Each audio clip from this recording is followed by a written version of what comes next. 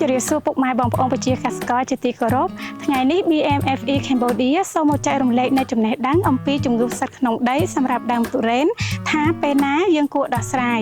ចាជំងឺផ្សិតក្នុងដីសម្រាប់ដើមទុរេនវាគឺជាមូលហេតុដ៏សំខាន់បំផុតដែលបណ្ដាលឲ្យដើមទុរេនរលួយឬលឿងស្លឹកហូរជ័រនិងបណ្ដាលឲ្យដើមទុរេនចុះខ្សោយបងប្អូនកសិករជាច្រើនគិតថាពេលដែលដើមទុរេនបង្ហាញរោគសញ្ញាទើបចាប់ផ្ដើមដោះស្រាយប៉ុន្តែការការពារជាមុនល្អនិងមានប្រសិទ្ធភាពជាជាងការព្យាបាលតែសំណួរសំខាន់បំផុតនោះគឺតើពេលណាគួរដោះស្រាយជំងឺផ្សិតក្នុងដីសម្រាប់ដើមទុរេន5ពេលវេលាសំខាន់ដែលគួរដោះស្រាយជំងឺផ្សិតក្នុងដីទី1គឺមុនរដូវវស្សា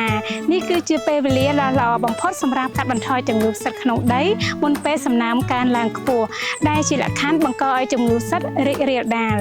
ទី2គឺពេលក្រោយភ្លៀងធ្លាក់ជាប់គ្នាឬដីជាំទឹកនៅពេលដែលដីខ្វះអុកស៊ីសែនឬពេលសំណើមឡើងខ្ពស់គឺជាលក្ខខណ្ឌបង្កឲ្យជំងឺផ្សិតរីកលូតលាស់ខ្លាំងដូច្នេះគួរពិនិត្យប្រព័ន្ធឫសនិងដោះស្រាយឲ្យបានទាន់ពេលដើម្បីកាត់បន្ថយហានិភ័យនៃជំងឺរលួយឫសទី3ក្រោយពេលប្រមូលផល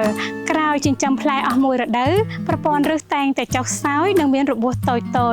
ការដោះស្រាយជំងឺផ្សិតនិងស្ដារប្រព័ន្ធឫសនឹងជួយឲ្យដើមទុរេនឆាប់ស្ដារកម្លាំងឡើងវិញនិងត្រៀមខ្លួនបានល្អសម្រាប់រដូវផលិតបន្ទាប់ទី4នៅពេលដើមត្រៀមជីងត្រួយឬជីងផ្កាប្រព័ន្ធឫសដ៏រឹងមាំនិងមានមេរោគផ្សិតតិចដើមស្រូបយកសារធាតុចិញ្ចឹមបានល្អបង្កើនការលូតលាស់របស់ត្រួយជំរុញការបង្កើតកំពូលផ្កាជួយឲ្យផ្កាលូតលាស់បានល្អទី5គឺនៅពេលមានសញ្ញាខុសប្រក្រតីប្រសិនបើដើមទុរេនមានបញ្ហាលឿងស្លឹកស្វិតទោះបីដីនៅមានសំណើមល្អក៏ដោយត្រួយលូតលាស់យឺតឬប្រែជាពណ៌ត្នោតឬពណ៌ខ្មៅឬរលួយឬមានក្លិនស្អុយពុកម៉ែបងប្អូនគួរតែត្រួតពិនិត្យនិងបានដោះស្រាយឲ្យបានទាន់ពេលដើម្បីទប់ស្កាត់នៃការរាតត្បាតនៃជំងឺ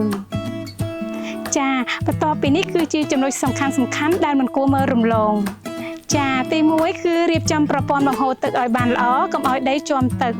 ទី2គ្រប់គ្រងការប្រើថ្នាំឲ្យបានត្រឹមត្រូវនិងថែរក្សាដីឲ្យមានសុខភាពល្អ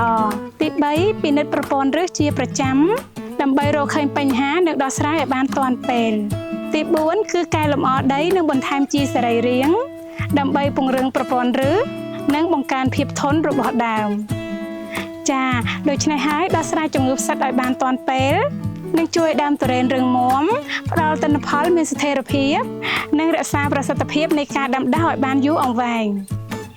ប្រសិនបើពុកម៉ែបងប្អូនកសិករយល់ថាវីដេអូនេះមានប្រយោជន៍សូមចុច Like Share និង Subscribe BMFE Cambodia ដើម្បីទទួលបានចំណេះដឹងនិងបច្ចេកទេសថ្មីៗអំពីការដាំដុះទុរេនពីក្រុមអ្នកជំនាញយើងខ្ញុំ